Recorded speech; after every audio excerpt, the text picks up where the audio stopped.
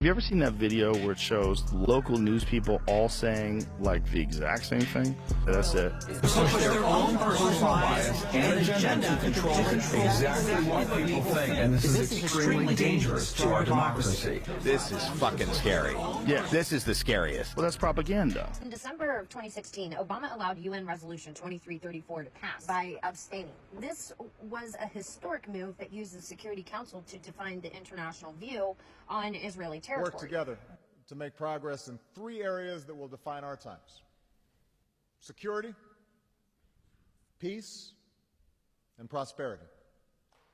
I'm proud that the security relationship between the United States and Israel has never been stronger. Never. That reality is why we've invested in the Iron Dome system to save countless lives. One of the things I think about when I think about Israel's security. Consider Israel's security, I also think about a people who have a living memory of the Holocaust. Faced with the prospect of a nuclear-armed Iranian government that is called that the Israel's UN, destruction. not just individual nations, could dictate the terms of peace. In November of 2025, Trump used the same Security Council authority to pass Resolution 2803. This resolution birthed the Board of Peace.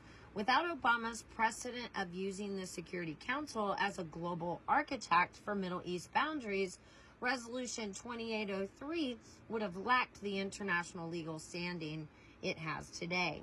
Obama's core foreign policy doctrine was the idea that a nation's sovereignty is tied to its obligations to the international community. Obama pushed for multilateralism, where the U.S. would lead from behind and share power with international bodies. He helped transition the G8 into the G20, moving the world toward management by committee rather than single nation dominance. The Board of Peace is exactly that, a committee of global powers, the 1 billion buy-in members. While Trump presents it as America First, it is functionally the same multilateral management Obama advocated for, just with the corporate executive branding. Trump has simply taken Obama's leading from behind and turned it into leading Nuclear-armed from the Iran chairman's would raise seat. the risk of nuclear terrorism. It would undermine the non-proliferation regime. It would spark an arms race in a volatile region. Now, there is a spiritual and diplomatic foundation of the current peace agreements that was meticulously laid during the Obama years. In 2009, there was a Cairo speech. Obama's A New Beginning speech was the first time a U.S. president called for a total reset of relations based on mutual interfaith respect.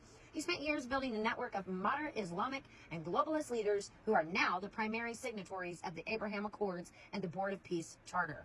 In 2026, the Abrahamic Family House in Abu Dhabi is the physical headquarters for this interfaith synthesis.